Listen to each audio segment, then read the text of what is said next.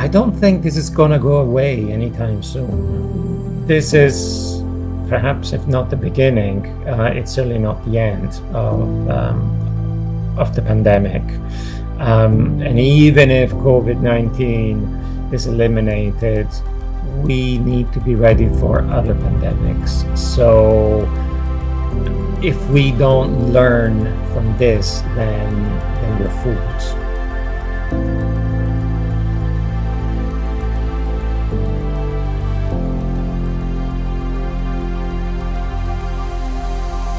Welcome everyone to today's interview, where we're very pleased to welcome Professor Vittorio Bufacchi.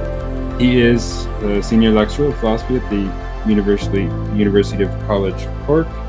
His books include, among others, Violence and Social Justice, and now Everything Must Change, Philosophical Lessons from Lockdown, which will be the topic of our discussion today. He also has a variety of published articles on related topics. Feel free to add anything, but with that, welcome and thanks so much for being here, Professor Bufacchi. Well, thank you for inviting me. Very good. So I wanted to, just as sort of a first question regarding this book, which was a great read, by the way. I really liked how it was written, the sort of overall flow and message of the book. I was wondering, so something you talk about briefly in the epilogue is how, philosophy isn't or needn't always be retrospective, but it can be quite useful or essential even for guidance in a time of crisis. Can we talk a bit about this and more generally about your motivations for writing this book? Yes, no, that's a very good place to start because it really raises the question of what is the point of philosophy. And I think we are somehow constrained by this idea from Hegel of the owl of Minerva, which suggests that philosophy always comes into use after the events have occurred, and our job is to make sense of history. And my view of philosophy is the antithesis of the owl of Minerva.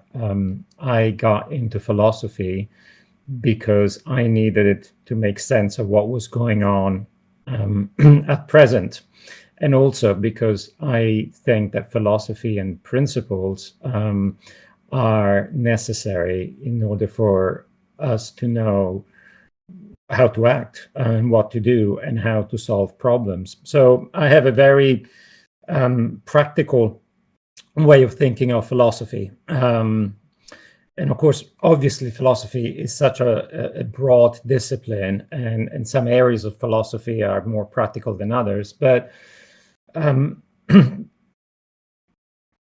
that's the way that I've always approached philosophy. It's puzzle solving, and in March 2020 we had a huge puzzle in front of us, something that we had not anticipated, and something that we didn't really know what to make, to make sense of it first of all, and then what to do with it. And it just partly you use whatever is at your disposal, and philosophical analysis is my tool, and I literally, with things unfolding, I just ask myself, well, how can I make sense of this, and how can I use philosophy to help me, first of all, make sense of this? So why do people write books in philosophy? Well, there are many answers, but as far as I'm concerned, first and foremost, I write it for myself, which sounds very selfish, but it's in the process of writing that I understand things. So when I wrote the book on violence, there was so much violence in the world, and I needed to make sense of violence. And so I sat down and I started writing, obviously reading, but you have to do more than just read. You have to engage, and philosophy, you engaged by actually putting your ideas on paper. And that's really how it started. But I really believed when I started in March 2020, but I've always believed this, that this is the way that one should use philosophy. It's there to help us. It's there to guide us. And I think philosophy can make a contribution. And people who engage in philosophy should be heard. Of course, that's not the case. Very often, philosophy and philosophers are quickly dismissed, which I think it's a mistake, because the level of precision that philosophical analysis brings, and the skill of analysis, I think it's unique. And so we are faced with a problem, and of course we use philosophical analysis. So that's how it started. So I wanted to sort of try to make sense of something that seemed so big. And I didn't really set to write the book as such. I mean, you break it down. There are different, there are so many questions one can ask. So I broke it down to a few questions that I was interested in. Now, my area is political and philosophy and ethics. So I was looking more at the political angle and the ethical issues. And it really started by just putting down some thoughts. Some of these thoughts then developed into opinion pieces that I published in newspapers and other places. The whole thing was new, and so it was actually quite exciting because we were all learning from each other what was going on. So I didn't really set out to write a book. I just put some ideas on paper, and then as more ideas on paper developed, I realized that I possibly had enough material for a short book. But I wanted to write the book not for academic philosophers, but really for the general public. This is what is referred to as public philosophy, which is a controversial idea within philosophical circles. Some professional philosophers look down on practical philosophy. Personally, I think that there is room for practical philosophy. It makes people realize that philosophy is useful. And it also, I think, is quite democratic, because a lot of professional philosophy, understandably, can be very technical. We have our own jargon, our own language, and that's a barrier that makes it impossible for people to access philosophy. So the idea of public philosophy is that we express the same ideas without the jargon, without the technicalities, so that ideally anyone can follow what we're saying. And I think that is actually good. It's a good practice for anyone writing philosophy, but I think it's actually good for the discipline, because it makes people realize that we do have things to say that are potentially of interest to the general public. Have I answered your question? Yeah, that's very good. I mean, I sometimes get this response from people, including from like some academics, that they have this idea that philosophy doesn't really travel outside of the the seminar classroom. Right? It's not really what relevance does that have to society or people more generally. And I think it's a fair point you bring up. I mean, there's ways in which it can be quite relevant and quite useful, and recognizing those and exploring them is valuable. Well, I mean, we were all facing the same dilemmas, and some of our were moral dilemmas about how to conduct ourselves during the pandemic, how to respond to governments imposing lockdowns, how to respond to the demand for vaccination. And so these are real dilemmas. They're puzzles at a personal level and at a social level. And so we've all engaged with a philosophical problem, whether we realize it or not. So it just seems to me that if you have the advantage of being skilled in philosophical analysis, well, why not make that available to the general public? So in the last 18 months, most of the stuff I published, apart from the book, in fact, everything I published apart from the book, has been in newspapers and sort of radios, and my idea is that, look, I don't have the answers to every question, but there is 2,000 years of Western philosophy, and there are some principles, some ideas that necessarily we engage in, whether we realize it or not. In terms of public philosophy, there's actually another reason why I'm actually I believe in the merits of public philosophy. Here in Ireland, where I teach, I'm paid by the taxpayer, and I'm extremely grateful and aware of the privilege of being in this profession.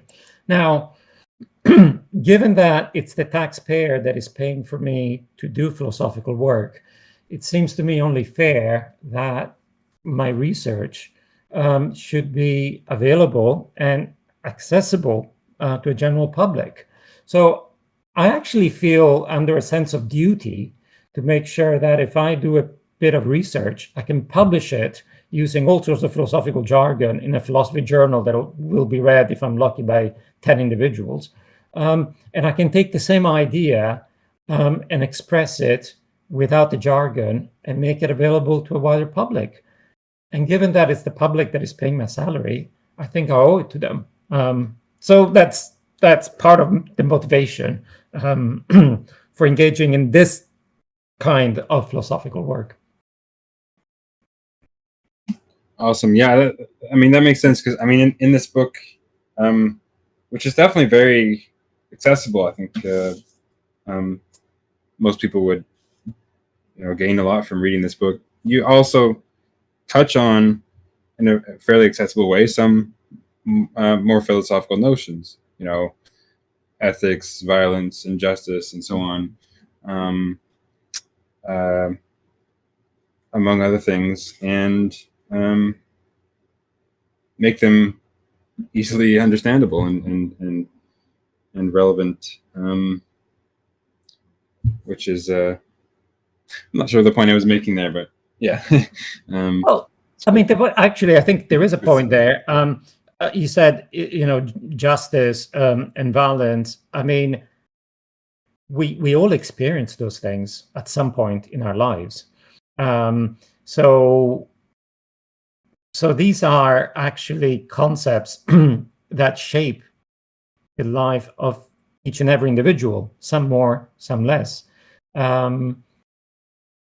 So I should be able to write something very sort of detailed and philosophical in a very technical sense, but everything I write is driven by a core idea.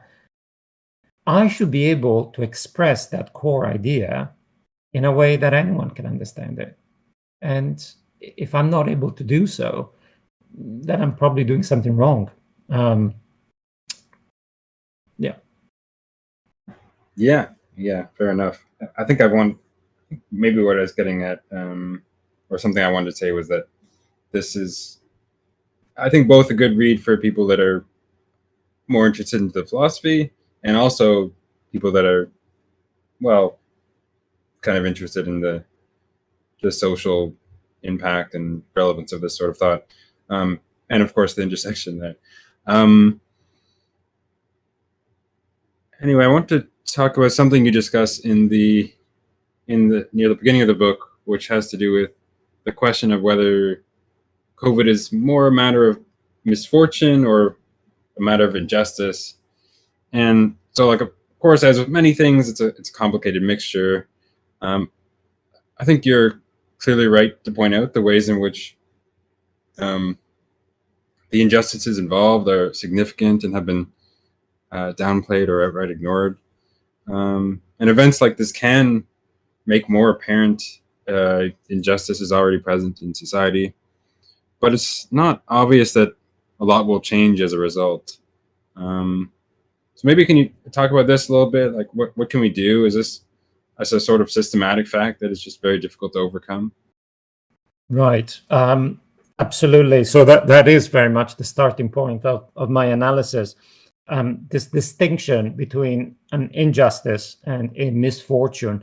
And I think it's an important distinction because it goes to the heart of what sort of story we are going to tell about COVID-19. And in a sense, the story that will become dominant will really shape the way that we approach not just this pandemic, but future pandemics. Right. So if this distinction between injustice and a misfortune, right? So a misfortune is something that is beyond our control. And because it's beyond our control, then no one can be blamed. It's just bad luck. And sometimes, things happen that are just bad luck. And that's one thing. On the other side, there is an injustice. And an injustice is where bad things happen, but actually they were preventable, or they happened because someone made them happen. Now, so if I'm struck by lightning, well, you could say, gosh, how unfortunate. If I get struck by lightning twice, that's even more unfortunate. It just happens. Just bad luck. On the other, but if we think about something that also bad can happen to people and has happened and still happens, like slavery, you can say, well, that is a bad thing that happens, but it happens because people made it happen. It's a social reality, and people can be blamed for slavery. So those are two very obvious, ways of understanding. So lightning is a misfortune, slavery is an injustice. That's fairly obvious. So then you ask yourself, okay, so what happened with COVID-19? Was it just bad luck that for whatever reason, and we still don't know exactly how it happened, this virus jumped from animals to humans, and then we had a pandemic? Was it just bad luck, or should we think of this as an injustice? Well, I used the example of lightning before, but consider an earthquake. So there's an earthquake, just like there was a few days ago in Haiti, right? And you say, oh, well, that's just bad luck. That's just some places in this world are prone to earthquakes. It's just an awful shame that has happened. That's one way of looking at it. But actually, for those who live in Haiti and those who actually have suffered from the earthquake, they see it from a different perspective. And their argument is, but we know that earthquakes happen, and they happen in Haiti on a regular basis, and still buildings are being built inadequately. So if a school collapses and children die from an earthquake, why was that school built the way it was, when we know and we have technology, and it could have been prevented? And if it can be prevented, maybe because some builders were cutting corners, maybe some politicians were saying that the money was being allocated for to build things in a certain way, and then the issue here is no longer one of misfortune. It becomes an injustice, right? So that becomes a more gray area. So what about COVID? So the story that we're going to tell will make all the difference in the world, because if we go down the road that this is just a misfortune, a global misfortune, a bit like a meteor hitting our planet, then the question is, let's try to get through this, and then we just go back to the way things were, and hopefully will not happen again. that's one way of thinking about it. And this is the way people are talking about it, because this idea of going back to normal is becoming a dominant rhetoric about where we are now and where we want to be in the near future. I don't buy this story. I actually think that what we had with COVID is a lot more to do with an injustice. It's about mistakes that were made. It's about poor political decisions. And it's about that normal that really was problematic. And the reason why I say this is that, contrary to what people were saying at the start of the pandemic, it is not true that this virus will affect people randomly and anyone can be struck at any moment, and it's just a question of luck whether you get through it or not. Now we have more information than I did when I wrote the book, but I have even more data now to show that, in fact, the people that suffered most from COVID-19 were the most vulnerable people in our society. More women died from COVID, more poor people, ethnic minorities, even in rich industrialist countries, they were disproportionately affected. And so it makes you wonder, what is going on here? If it's just a question of lightning, then there shouldn't be any difference in the distribution in terms of the victims, but that's not the case. And so I want to think of this as, no, hold on a second. All we have, what has happened, and actually this is the language that you used when you posed the question, and I think it's the right language. COVID-19 did not create a problem. It exposed the problem.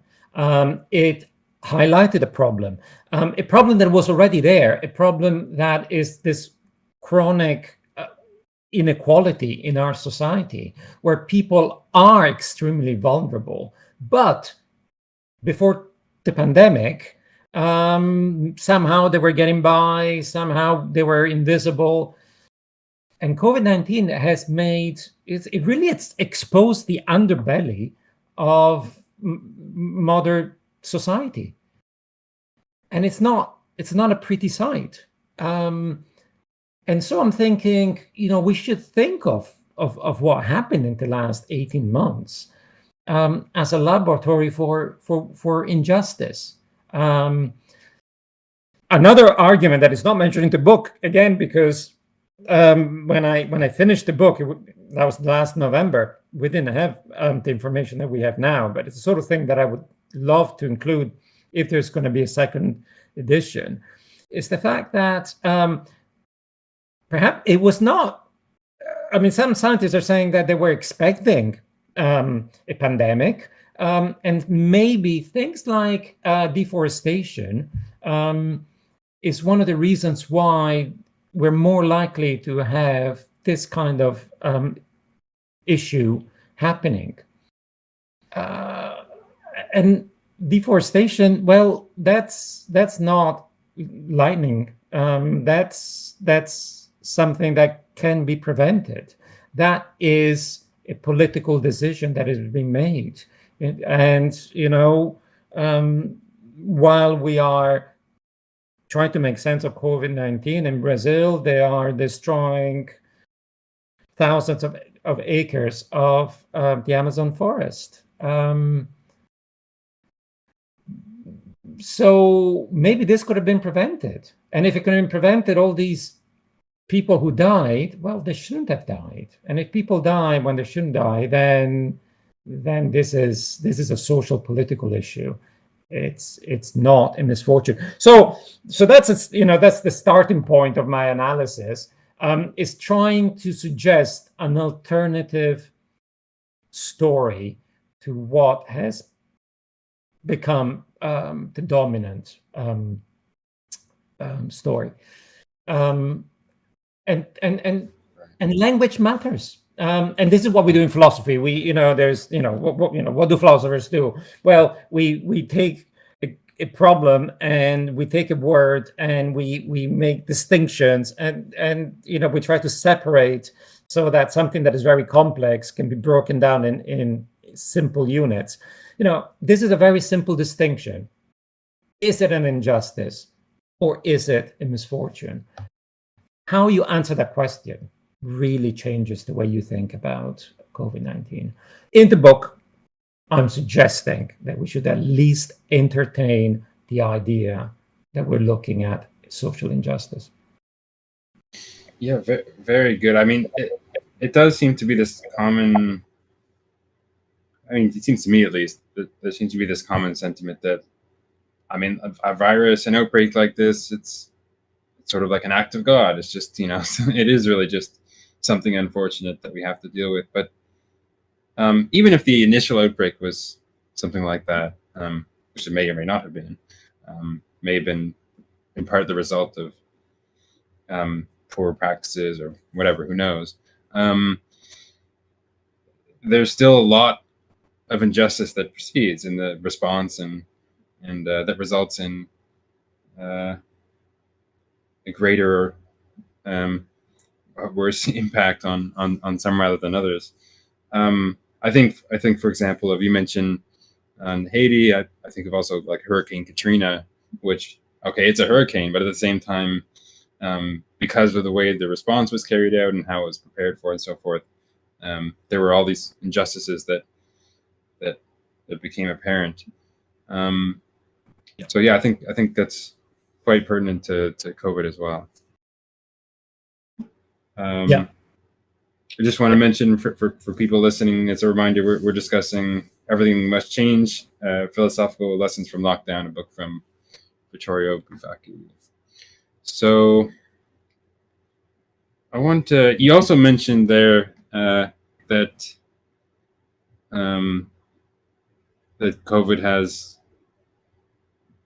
more greatly affected those that are more vulnerable, those in various ethnic and economic groups. But of course, no one has been more affected by COVID than the senior population, right? And this is something that you talk about. And your discussion there is very important, I think, first, to recognize the extent to which this is the case, that seniors have been influenced by the virus, and then second, to recognize that seniors are valuable members of society, well worth protecting. And some people I know even have suggested like lowering restrictions, as the impacts are primarily on seniors, and they think that reducing this impact is less important than something else, like maintaining the economy. What would you say to someone with such priorities, and what might you say about sort of the impact on seniors of the virus in general?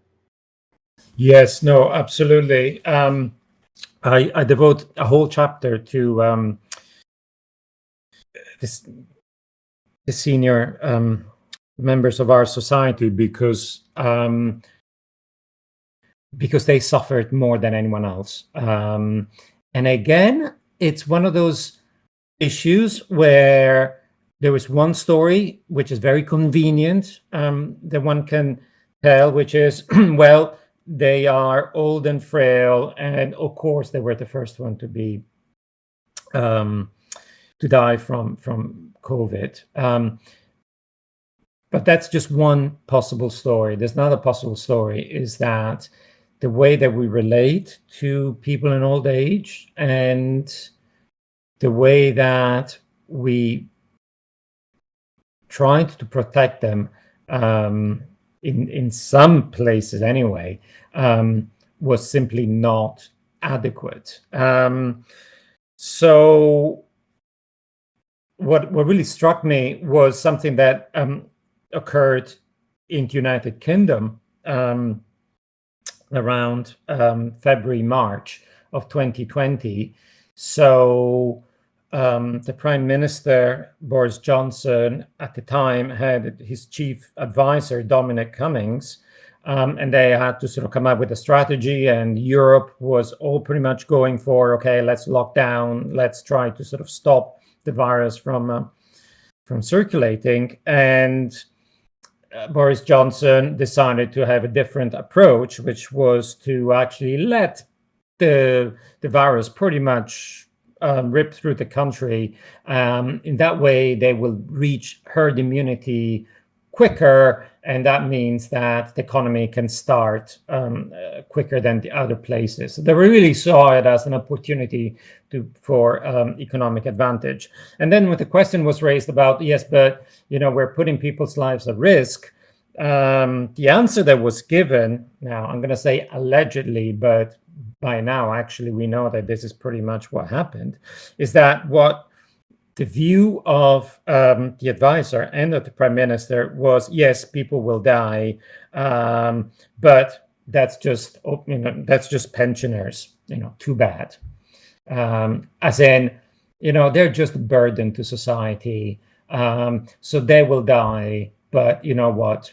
So what? We'll continue. And this is really shocking, because there are two issues here, and one is that, obviously, no politician or no human being should be making that kind of decision on someone else's life. But going deeper than that, there is the sense, and actually, and maybe we're all guilty of it to some extent, or society is in general, that those people are actually of no value to us. And so, we do our best sort of to cope with them, but this is such a big crisis. Someone has to pay for it. Yeah, they're dispensable. Now, when COVID happened in February, March 2020, I was working on a different book, totally different. I was almost finished with it, and it's still to be finished, which is a book on Roman philosopher Cicero. And Cicero has this fantastic short treatise on old age. And Cicero pretty much says, look, there are some, and this is Rome 2,000 years ago, more than 2,000 years ago. And he says, people have this view that they have nothing to contribute. The people at old age, they're weak, they're just to be pitied. And Cicero goes through all those misconceptions of old age, and he says, this is all wrong. Actually, these are some of the most valuable people that we have. They still have so much to offer. We should rethink our perception of old age. So I had that in my mind, because I was working on Cicero's text, and I think it's such an important lesson, and I believe that he's absolutely right. So when I teach this text to my students, and I say, okay, it's all about old age, and I say, when does it start? When do people become old? How do we know that someone is old or not? And then students think about it for a while, and they say, well, you're old when you stop work and you draw a pension. Now, that really speaks volumes, because there is this idea that if you're productive economically, you're useful, and the moment you stop being economically productive, you're useless. And then, yes, look, we'll look after you, but you're kind of done. You become an has-been, as it were. And Cicero, he was right 2,000 years ago. And people have so much to offer in their 60s and 70s and 80s. And we don't realize it. Anthony Fauci, who fought against the incompetence of Donald Trump in the United States, that man is in his late 70s. And the knowledge that he has is remarkable. I mean, some philosophers, their best work comes out in their 60s and 70s. I like to think that, my best work is yet to come, because as I accumulate knowledge, so it's really interesting. We really did not just a disservice to the senior people in our society. Again, this is an injustice.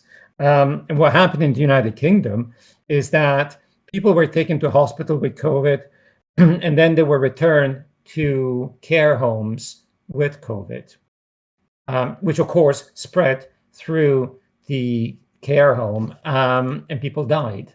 And that's just unforgivable. But it was felt that, okay, it's just old people dying here. We don't talk about that age group enough.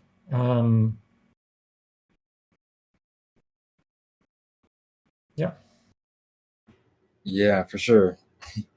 Yeah, that's a great discussion in that book, and you talk more about the Cicero's work in there as well. And I kind of like the talk throughout the book of I know what writers have talked about this historically, not just relatively recently or even in the last century or two, but like ancient Greece and Rome and so forth. And it seems to me that the same themes, the same concerns that have been present that were present even thousands of years ago seem perfectly relevant today.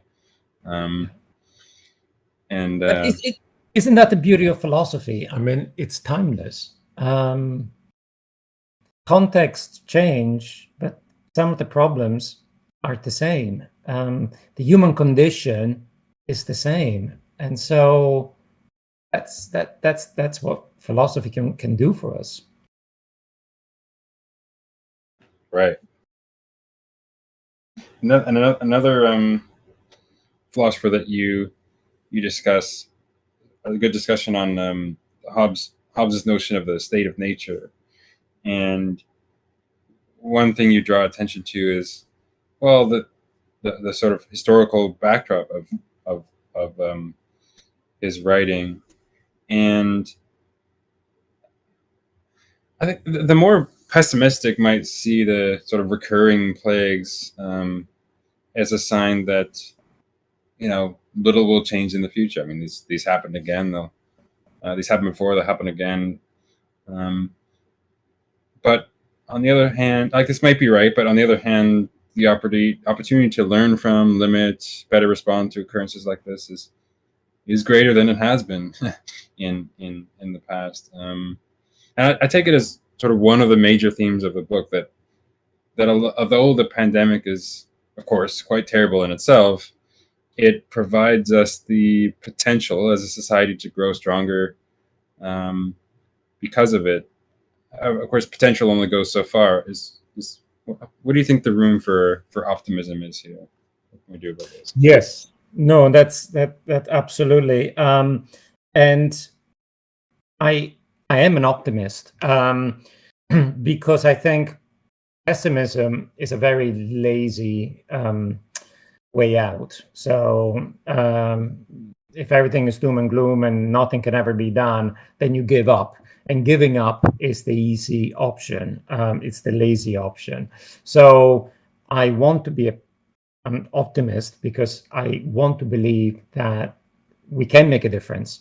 And the problem is working out how, but you have to believe that you can make a difference. And so are there positives to come out of what we've been through? And I would say yes, absolutely. So, even, going back to what we were saying before, even realizing that, okay, this happened because we created a world with gross inequality and injustice. Maybe that's where we should start. Well, there's no point in putting forward solutions if you don't know what the problem is. Any solution is a solution to a problem. So we need to start with knowing what the problem is. So here the problem is one of inequality and injustice. That's where we should start with. And I think even just that, I think that's actually a good place to start. But more specifically, I think one of the things that, as far as I'm concerned, is obvious about this pandemic is that at the society level, but also at a global level, the only way that we can make progress and perhaps eliminate COVID-19 is through cooperation. And this is the message that I take from Thomas Hobbes. Now, Thomas Hobbes is one of those philosophers that people love to hate. And that, as far as I'm concerned, is that people just misunderstand Hobbes. He's one of my favorite philosophers, and he's obviously very problematic because he starts from the assumption that there is a great deal of self-interest in human nature, and you have to sort of take that as the starting point. Now, the fact that he talks about self-interest in human nature, it doesn't mean, and this is where people get Hobbes wrong, that he thinks that self-interest is good or that people should be just selfish. And he says, actually, if you just promote your self-interest without cooperating with other people, you will suffer and everyone else will suffer. So self-interest is a motivation, and we have to learn how to keep it in check. And so the lesson from Hobbes is you have to learn how to work with other people, because actually through cooperation, you will benefit. It is in your interest, your self-interest, to work with others. And I think that is a spectacularly positive message. Because if we don't, then we end up in a war of all against all, which is the worst case scenario, which Hobbes talks about in his work. Now, he was writing in 1651, but we see it all the time. You try to go out on your own, just pursuing your self-interest, it won't work. You will suffer. Everyone else will suffer. So how can we work together? Well, again, it's not in the book because it was finished before we got the vaccines, but on how we can sort of work through vaccines, it's really important, both at sort of a local level and a global level. A local level, the point is that vaccination here, it's something that you do for yourself and for other people. And if everyone does a little bit of sacrifice getting the vaccination, everyone will benefit from it. But also at a global level, there's no point in eliminating the virus within a nation state while it's running rampant in other parts of the world. So, and people are starting to say it, it's wonderful that in some countries we have vaccinations at 70, 80, or 90%. But it's not good enough that in other parts of the world vaccination is 5 or 10%, because the virus will travel with people. And so we really need to think in a different way than we have been thinking. And in a sense, in the modern world, which is all about competition, and competition is about pursuing your self-interest, well, it's not going to work. So we need to rethink everything at a very basic level. But I think that's positive, because actually, if there was more cooperation, then we wouldn't be living in societies as we know, with the level of inequality that exists. And that inequality is really what has killed people during the pandemic. So I think, I want to be positive. We have to learn lessons from it, but you only learn lessons if there are lessons to be learned. If people keep saying this is a blip, it's just a global misfortune, let's just go back to normal, to how things were before, then we will have learned nothing, and that would be disastrous. So yes, I think that is very positive.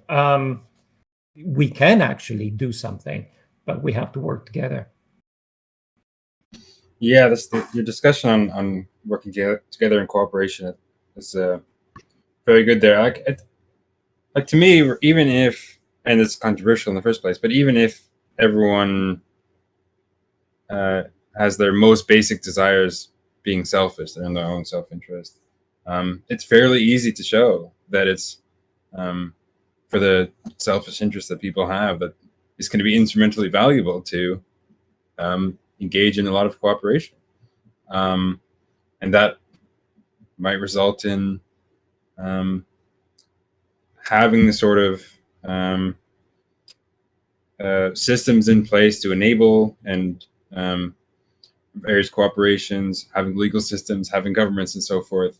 And that's consistent even with the notion of that people's actions are ultimately out of self-interest. In chapter 6, you talk about the issues related to populism, among other things, and note that is far from a modern phenomenon. So I was wondering, like, of course, it can be populism can be very problematic, but do you not think that, at least in principle, populist politicians can be good, and that they can have the best or at least decent interests of people in mind? If so, then is the problem of not necessarily with populism per se, but with typical populists? I mean, what do you think about this and populism more generally? Yeah. I mean, it is a complex issue, and a lot depends on exactly how we define those terms. But prior to COVID-19, the big question in global politics was about this phenomenon of populism. Of course, you had Donald Trump, you had Bolsonaro in Brazil, but it was also coming in Europe, certainly Boris Johnson to UK, and all other many other places. So that seemed to be a new wave, a new way of doing politics. But I think there was something that I find extremely threatening about this kind of populism, which is the fact that it starts from the assumption that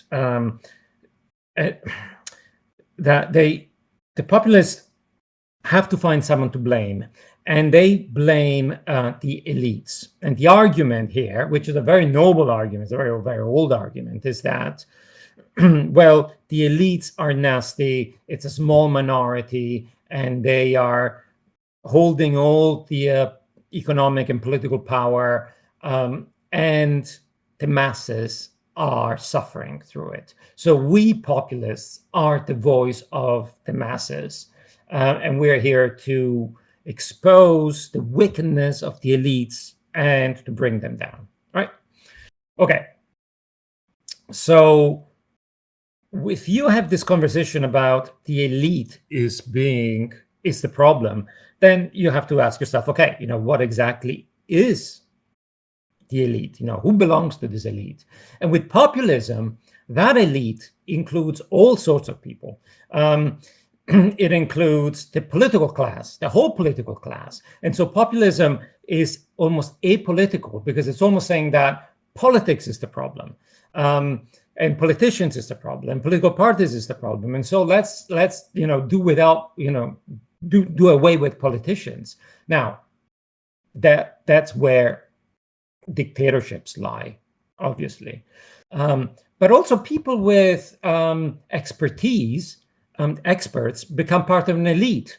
University professors become part of that elite, and they're not to be trusted. And we don't want to hear what people who spend a lifetime actually developing an expertise, they're to be dismissed because they're part of this sort of elite. And I find that really dangerous, because then you replace experts with amateurs. You replace politicians with charlatans.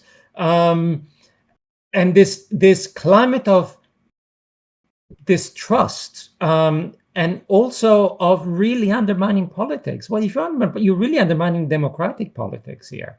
And so even before this happened, I was extremely concerned about populism. But what has COVID-19 done? It has exposed many things. As we said before, it's exposed injustice and inequality in our society. It's also exposed the incompetence of that populist class, because actually you need people that know what they're doing. You need to hear to the experts. You need to hear to the science. You need to hear people who work with evidence. You don't make this up. There's a difference between a fact and an opinion. And that's a distinction that populists don't want to hear about. And actually, going back to your previous question, this is something else that is, I think, extremely positive about what has happened in the last 18 months, because these people have really been exposed for what they are. They're just extremely dangerous, and we don't want them. So, who came out well from COVID-19? As far as I'm concerned, politically speaking, the role model, and the one that we should admire most of all, is New Zealand. So the Prime Minister of New Zealand, Jacinda Ardern, right? She managed in the last 18 months to navigate this crisis, this global crisis, in such a way that in the whole of New Zealand, 26 people died. And she called the families of those 26 people and apologized to them on behalf of the New Zealand government for not being able to prevent their deaths. And I think that's spectacular. On the other side, you have the Donald Trumps of this world, or the Boris Johnsons in the UK, who made a total dog's dinner of it, killing tens of thousands of people in the process. Now, that, could have been prevented. Of course, those countries are bigger than New Zealand, but the proportion is just off the scale. We're talking about 180 people per 100,000 in the United States versus 0.5 per 100,000 in New Zealand. But she's not a populist. She went with the science. She got the best advice. She, made tough calls in terms of what was best for, in terms of the best way to deal with the crisis. So I think populism is really interesting here, because this talk about, the elites, or, this blame, this fact that you can always find someone to blame, and it's the politicians, it's the experts, it's the scientists. My opinion is as good as the opinion of anyone else. No, that's not true. That's not the case. Now, yes, of course, the masses, I don't like that term, but the masses have to be heard and have to be obviously integrated more into the system. But who was, those populists that were there to speaking on behalf of the masses that had been sort of the victims of the political system? So who were those populist leaders? Donald Trump, right? A multi-millionaire, billionaire. Can he really speak on behalf of the masses? Just because he wears a baseball cap, it doesn't make you working class. Boris Johnson went to the most exclusive school in the United Kingdom, Eton, and then he went to Oxford. He wouldn't know what the working class is if it was run over by a bus. It's ridiculous. Bolsonaro, working class. masses. I mean, these people are the elite. What they did is they realized that people were not giving them space, and so they sort of reinvented themselves as populists, which is exactly what happened 2,000 years ago in ancient Rome. So, we learn from history. But again, I think actually what came out of this is that, what? Politics really matters here. Politics is the difference between life and death. You have to take politics seriously. It's not all about slogans. It's not about raising your voice and making absurd, racist, rude comments so that you get a laugh from people. Now that is dangerous. So if we came out of this crisis with a sense of, okay, we need serious people, we need to take politics seriously, we need to engage in politics and not leave it, I think that's again, that's great. That's where my optimism says maybe people have woken up to the fact that those issues matter. And it's too dangerous to leave them in the hands of amateurs. Yeah. A lot of this comes out in your discussion also on fake news and post-truth, and then the issue with like the distrust and so forth regarding experts. Yes. It's not even that people or like politicians in particular are making false statements, right? It's that they're making statements apparently without even care for the truth, right?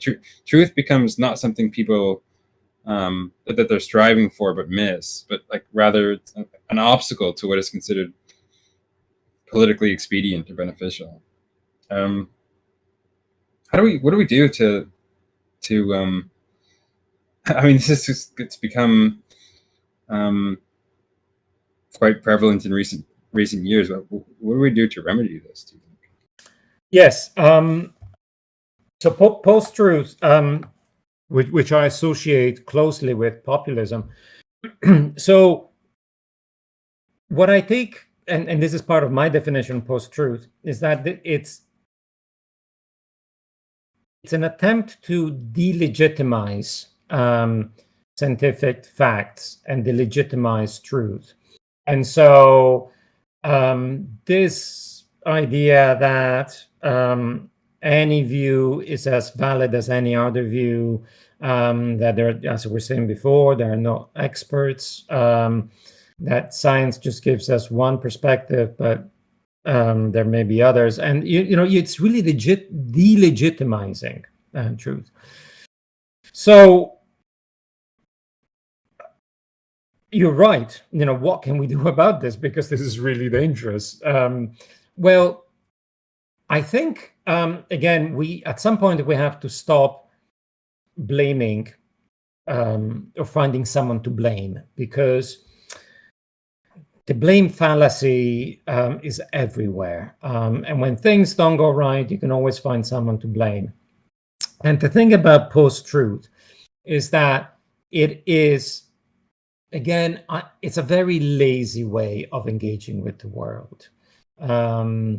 It's convenient because it requires less work, because it's almost suggesting that your opinion, whatever it is as valid as any other opinion. Now, that is just not true.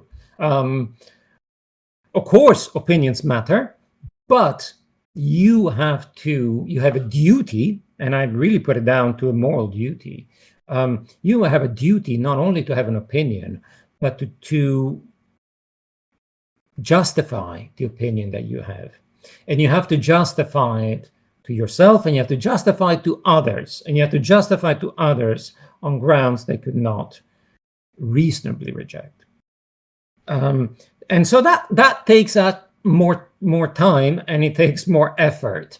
But I think it's a duty that we have. We live in a society as citizens. We have not just rights, we also have duties. And so often we forget our duties and we only demand our rights. I think it's a duty that we have to actually seek the truth. I don't know what the truth is, because in a sense, I don't think you ever reach the truth, but it's the process of getting closer to the way things are. And you get closer based on evidence, and the evidence has to be valid. It has to be grounded on scientific grounds. And that requires effort and work. And that's why we do need the experts. And so populists come along and say, these are just elites and we can do without the scientists, we can do without the experts. No, we can't. Because we need them in order to learn, so that we actually have not just an opinion, but we can justify the opinion that we have. So when it comes to post-truth, I do blame what has happened in the United States with Trump, but also in other places where it became very fashionable to embrace this idea of post-truth. But the way out is actually for all of us to actually do the work. And when we read something, we don't just take it at face value. You have to spend some time. You have to ask yourself whether the source is a valid source or not, whether you can trust that source or not, and what is the trust based on.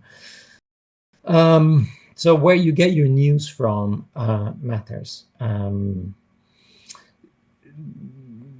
Perhaps the world was easier before the internet. I certainly did most of my work at the start of my career before the internet was invented. In some ways it was easier because now you have so much information, but you spend so much time filtering what is valid and what is not valid. But the short answer to your question is we all have to take on board a duty that we have to take the truth seriously. Yeah, for sure. And this you talk at some length on the issue of experts and how both populism and this post truth stuff has involves or has led to such skepticism. I mean, I take this to be sort of irrationality. It's like epistemically irresponsible. Not just for politicians who promote this sort of thinking, but for those who take them seriously, this mentality seriously. But much of our knowledge about the world is best informed and justified by deference to those with domain specific expertise. How do we get more people to recognize this? Like, should it be primarily top down, and that we should work to elect politicians with better epistemological views, or is it something else? What do you think about that? Well, I really like the way that you've put it. You mentioned epistemic rationality, and I think that really captures exactly where we are, and that's exactly what we need. So what we need is actually philosophy and a healthy dose of skepticism, because we can't all be experts on everything. So there has to be a division of labor. But what we can all have is the skill to understand what is valid and what is not valid. And we have to be skeptical. And I think skepticism is absolutely the right place to start. So, but there is a huge difference between having a healthy skepticism, which is basically asking questions and trying to find out more and trying to really reach out. And what we have with populism and post-truth, which is this dismissal of any factual knowledge. So I think you have to teach skepticism, and you have to teach the critical analysis so that people can engage on a rational level with information that they have, that it's at their disposal. And actually, I think philosophy is quite good at that. Now, there are no quick and easy solutions, but if we introduced philosophy in primary school, I think that would actually be a step forward. See, philosophy is not about knowledge of what philosophers have said. It's not about names and dates and regurgitating other people's views. Philosophy is really about critical analysis. It's about learning how to engage. It's really about understanding the difference between a valid argument and an invalid argument. And these are abstract ideas that can be taught at a very early age. So perhaps I'm being naive, and I'm the first one to admit that this cannot be the solution to all the problems. But because we have a responsibility epistemically, then you have to give people the tools to engage with knowledge. Yeah, yeah. You think that teaching philosophy, say, having it in the curriculum of schools, is maybe important for our society? Do you think that's something that having people really engaging, even at a basic level, some philosophy from a much younger age would be quite valuable to society? Oh yes, no, absolutely. So the philosophy in schools movement is a global movement, and it's making some progress. So I certainly think that philosophy is not a subject for or exclusively for university students. It can and should be taught in schools before kids come to university. But of course, it should be taught the proper way, which is not just the history of philosophy. If you start teaching the history of philosophy, then it just becomes another subject of names and dates and regurgitation. It's actually, which is why I think primary school is the best place to start, because it's actually teaching. It's really teaching how to ask questions. This is where knowledge is not about having all the answers, but it's actually knowing what questions to ask, and then trying to work out a solution to a puzzle. And I think it can be done. And in places where it has been introduced, actually, the results are quite striking. So yeah, no, I love being asked occasionally I get asked by schools to go and talk to their students, and I always accept those invitations, because actually there is almost a natural curiosity that children have, which is beaten out of them in the school system.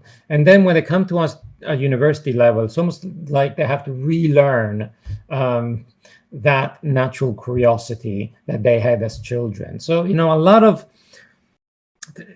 schools, they do a lot of good, but they also do a fair amount of harm, certainly in terms of creative thinking and critical analysis.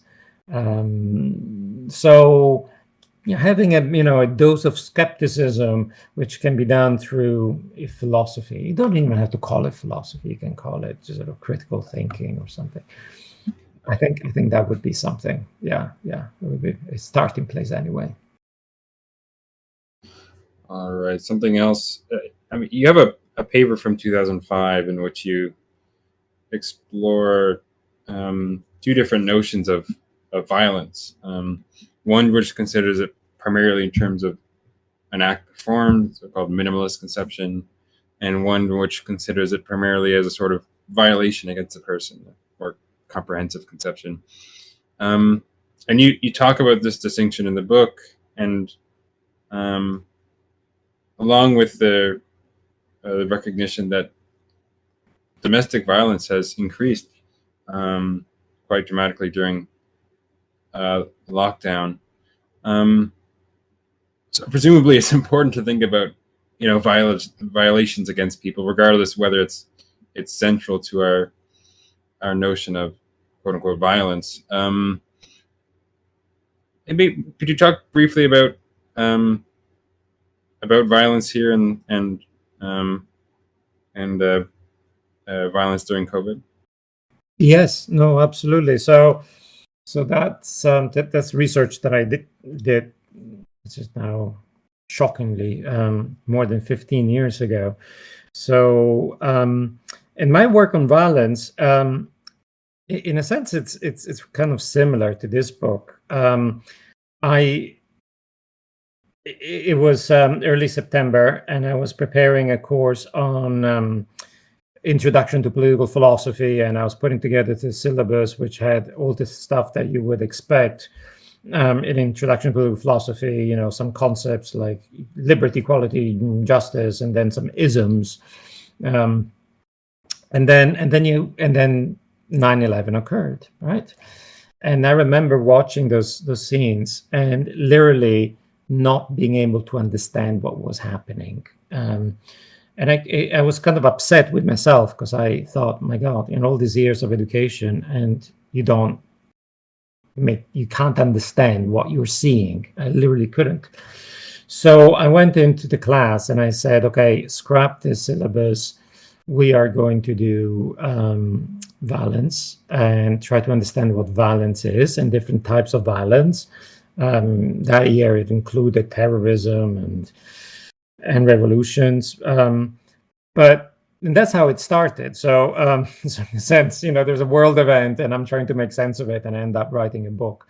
And it was the same with COVID. And so my research on violence, it really was to say, well, look, depending on how we define this term, we could be talking about very different things. So usually when people think about violence, they think of an intentional physical act that has a direct impact on someone else, a punch, a kick, so on and so forth. And that's one way to understand violence. But that's a very narrow understanding, because it doesn't even allow for psychological violence. And so I'm saying, okay, that's much too narrow, and then we need sort of a more comprehensive, a broader conception. And I like the idea of understanding violence as a violation of, but then that begs the question, what is being violated when someone's being harmed? And in the literature, one of the answers is, people's rights are being violated. And that's true. And that certainly covers a number of scenarios. But there are examples of violence occurring when people's rights are not being violated. And so what do we do with those? And so I'm thinking maybe rights is not the right answer. And so what is being violated? And in the book that I published in 2007, I answered that question by saying, okay, violence is a violation of our integrity. And our integrity can be physical, but it can also be mental and psychological. And the work I did on sexual violence and domestic violence as part of my research, I think really fits with this idea of violence as a violation of integrity. Because if someone is a survivor of domestic violence, is the violence the fact that there was a punch being thrown? Well, you see, one of the problems here is that if we define violence in terms of that physical intentional act, you're defining violence from the point of view of the perpetrator of violence. And I think that's problematic, because the reason why violence is a problem and the reason why we should be concerned it's not because of what the perpetrator is doing, but because of what the survivor is experiencing. And the experience of violence is not merely whatever caused the black eye or worse. The experience goes much deeper, and all the literature on sexual violence will tell you that it's not the sexual act, it's not in domestic violence, it's not the punch or the slap, it's actually the humiliation, the power relation, it's that sense of powerlessness, and that is part of our integrity. And so if violence is a physical act, does it mean that it starts when the punching starts and the violence ends when there are no more punches thrown? Well, absolutely not. I mean, from the point of view of the survivor, that violence continues. The survivors of sexual violence, some will tell you that perhaps they never recover from it. That violence stays with them throughout their lives. And so I'm in Cork, where I live. I'm actually on the board of the Sexual Violence Center. So I'm still involved with the whole experience of sexual violence. And it really struck me that during the pandemic, in almost every country in the world, or possibly every country in the world, there was a sharp rise in domestic violence. And I mention that because this idea that, in a moment of crisis, we all come out and we all help each other and we'll become altruistic. And actually, I wish that was the case, but it's not. The crisis will bring out the best in people in some cases, and it'll bring out the worst in people in many cases. And I wanted to highlight this fact that the many women really suffered badly from this pandemic. And again, that's not a misfortune. There is that those are political issues. These are social issues. That's an injustice issue. And that's why I have a short chapter, but I did want to bring that in because let's not forget that this is what happened, and these are the consequences of not only COVID, but of the society that we have created. Yeah, I hope that answers your question. A bit long-winded. Yeah, that's a lot of good points there for sure. Yes, I had a question from a user in the chat here, Doc, who's wondering, what do you think of Brian Kaplan's thesis that most voters are just like irrational, that we should take a person's level of knowledge and intelligence into consideration when deciding policy? Can we really just trust the average Joe to be informed about highly complicated topics that even experts struggle to understand? That might seem unrealistic. Do you have any thoughts kind of about this? No, that's an interesting one. We our knowledge is limited, and that includes everyone. So we can only be knowledgeable or experts of a very, very, very small part of life. So if you think about it, how do we acquire knowledge? And you could say that you acquire knowledge from direct experience. So if you put your hand on a flame, then you learn that that's a bad idea, and you learn that flames can hurt you, and so on and so forth. But actually, most of the knowledge that we have, and I mean almost everything that we know about the world, comes in a different way. It doesn't come from direct experience. It comes from testimony. It comes from things that we hear people say, or that we've read in books. Everything I know about New Zealand, being that I've never been there, is based on what people have told me and what I've read, right? So that's testimonial issue. So that's true for everyone and for just about everything. So the average person, I think, should be involved in this because actually, it's not a question of they will not ever master all that knowledge. That's every one of us.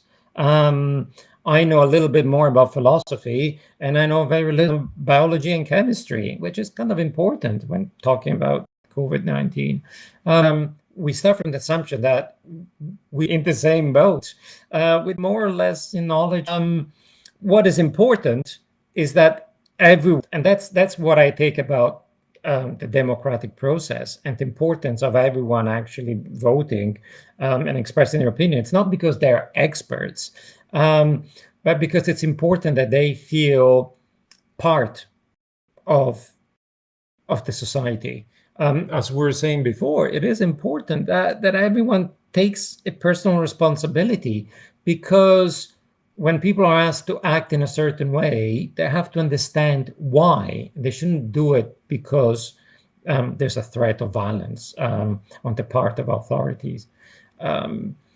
So I guess I don't really see the problem in the sense that we are, our rationality is limited in terms of the knowledge that we have. But we, at the same, this is the sort of the lesson from the Enlightenment. But we can all learn, and that's part of the optimism of the world in which we live. We are blessed with reason, which means that we can apply reason. Maybe we have a duty to apply that reason, and we can learn, and we can all make a difference. So, yeah. Yeah, I mean that seems fair. I mean, why require that?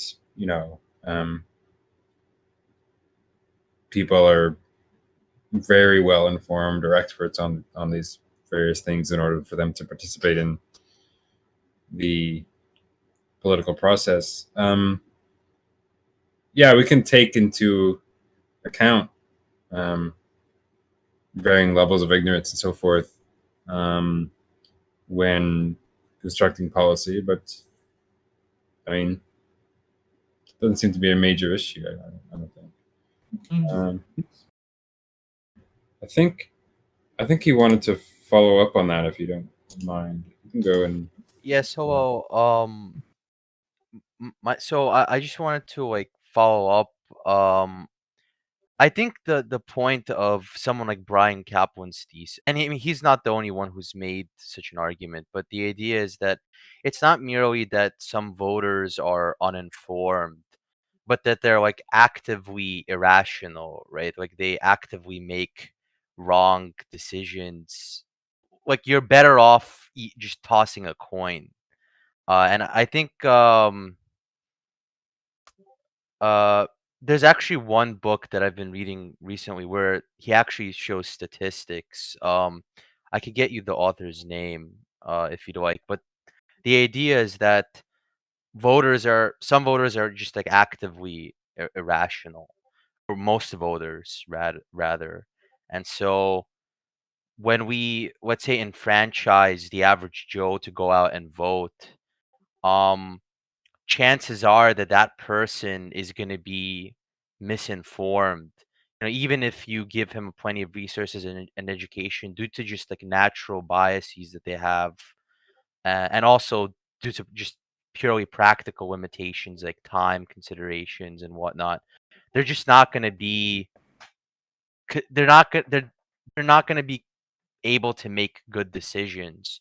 Whereas like typically when there's, let's say, an election and only a small portion of the population votes, usually the people who are voting are the most informed, and so the decisions that they're likely to produce are going to be conducive to whatever outcomes that the average person finds desirable. So, Thank you so much. No, that's really interesting. I, I guess I'm slightly skeptical in making a distinction between those who are rational and those who are irrational, because I think we are, all of us, both rational and irrational. The acratic behavior is something that is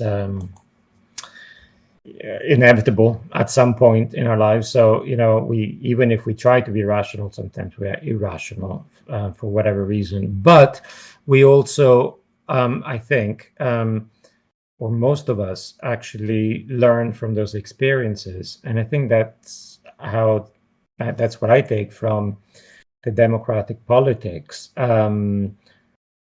We have elections every 4 or 5 years, and people can sort of perhaps take a certain position, and then can they change that position if things did not work out as they had intended.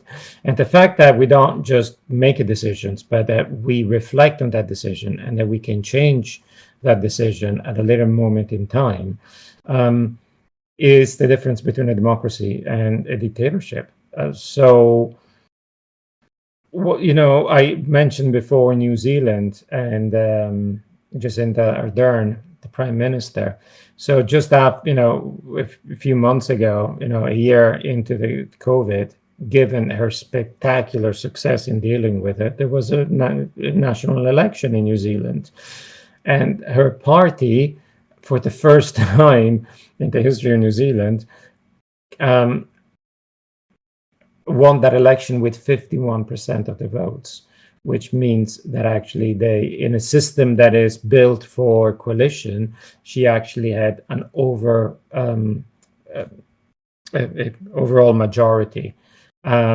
She was rewarded for the choices she's made and the way that she went about it. And I think that's really reassuring, because actually that's exactly how politics should work. Now, we've all made decisions, we've all made mistakes, we may have regrets, but we learn and we perhaps revisit. Not all, not everyone. Some people perhaps are stubborn, some people are, but absolutely. But I think there is enough to give me enough reassurance that the system can cope with a certain level of irrationality. Because, people go about their lives and they make hundreds of rational decisions every day of their lives, and they're rational decisions they make. So, yes, we are prone to irrationality, and maybe that's what makes life colorful. But I don't see that as a threat that undermines the system. Having said that, you were mentioning lottery, and of course, going back in time, that's how politicians were chosen, by lottery rather than by elections.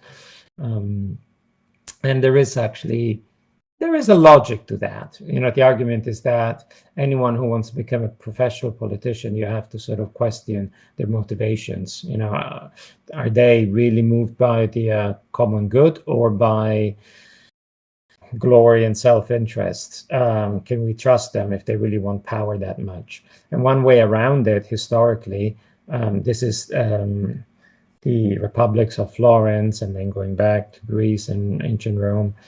A lot of positions were filled by lottery.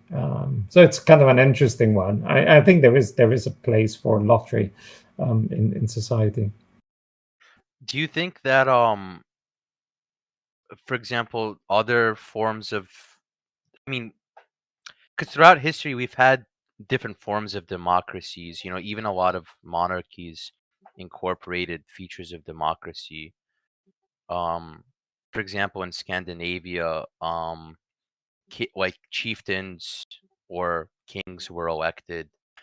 Do you think that the current republican form of democracy that we have is optimal, or do you think that there are other ways of sort of finding what the common good is without just relying on this kind of, vote for a representative.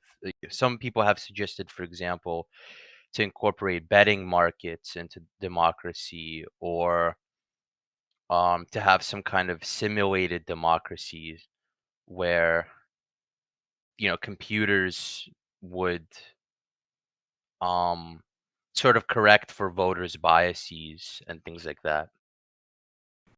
No, that's fascinating. Is it optimal? No, optimal is a very strong term, so I wouldn't use it. I mean, one of the obvious problems that we have with modern democracy is that economic power and financial muscle are much too determining in terms of the elections. So that's a huge problem in some countries more than others. But certainly, it is a problem where people can buy elections. So obviously, it's not optimal. So there are things that we sort of need to do sort of to fix the problems that we have. The one that you suggested is it's one of those issues where it's theoretically really exciting, but the risk of someone manipulating the software or the computer system is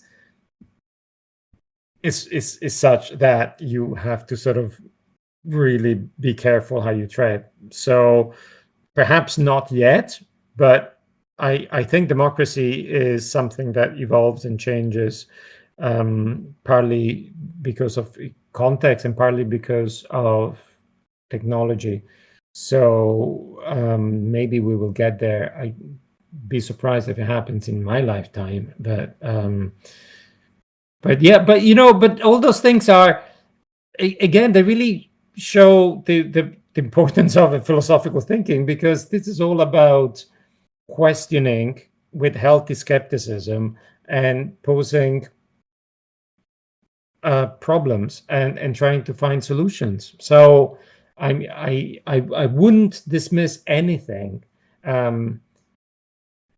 outright. It's just a question of making sure that it does what it's intended to do, and that it's a safe way of proceeding. But yeah, no, absolutely. That's really interesting. Okay, thank you. Thank you.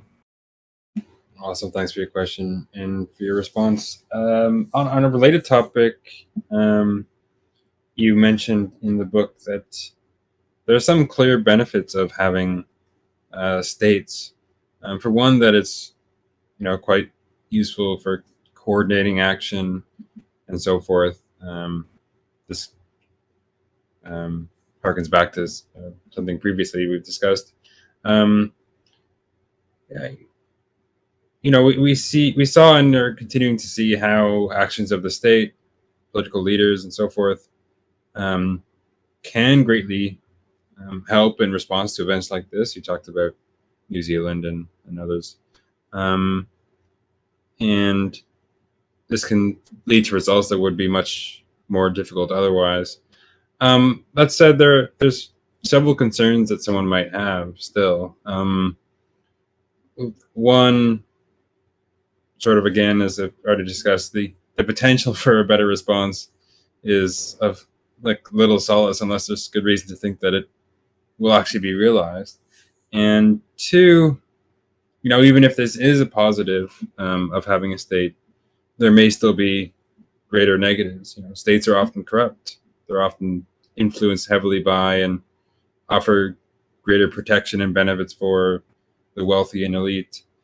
They can protect and normalize social and economic institutions, which themselves contribute greatly to injustice.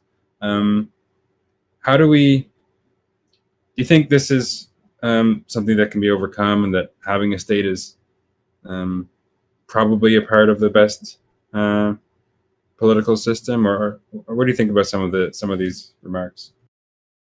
Yes, absolutely. So I I gave the manuscript to my publisher in November 2020, and in November 2020, a new book came out. I read parts of it because I know the author, and I read some of her previous published work, and it's called The Privatized State. It's Chiara Cordelli, who is a professor at Chicago. And this idea of the privatized state is a very simple idea, but it's a very powerful idea. The idea is that, you know, we need the state to perform certain functions, and because of neoliberalism and the way that we've organized society globally in the last 40 years, 50 years, that the modern state has been privatized, in the sense that those key functions have passed from the public sphere to the private sphere. So things like providing security to the citizens, providing education to the citizens, providing healthcare to the citizens, more and more has been sort of taken away from the public and given to the private sphere. Of course, in the private sphere, it's all about chasing profit. So it's not about the public good or providing good education or providing good healthcare, but providing something that can give you profit. And so the state has become almost hollow, because it's just given away so much of its strength. So what happened with COVID-19, right? So a massive crisis hits, and people turn to the state and say, what are you going to do? Okay, I can't work now. So what are you going to do about it? Are you going to give me some resources for me to continue?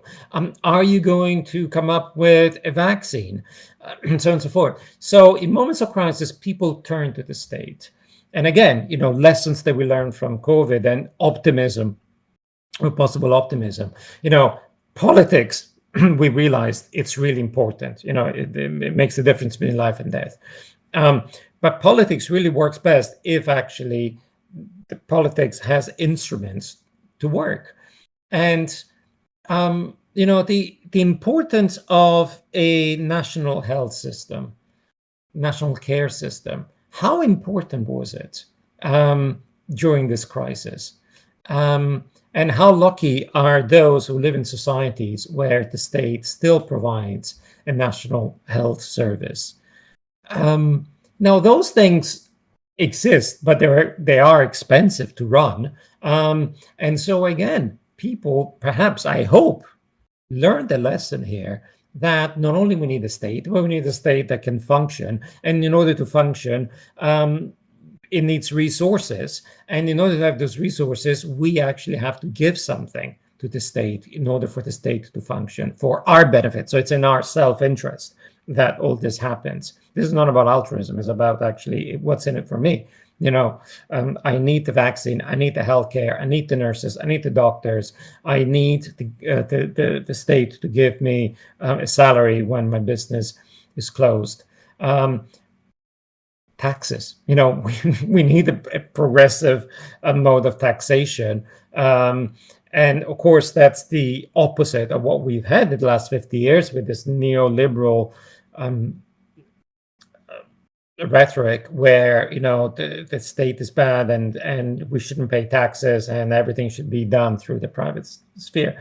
So, you know, I just looking back, I think actually this is really potentially really powerful stuff, because we're relearning some of the basics. I know we've lost our way in the last 50 years. So, you know, let's go back to what now you're saying. Oh, cool, but yes, but it's problematic because there's problems of possible corruption or lack of efficiencies. Absolutely, yes, that has to be taken into account.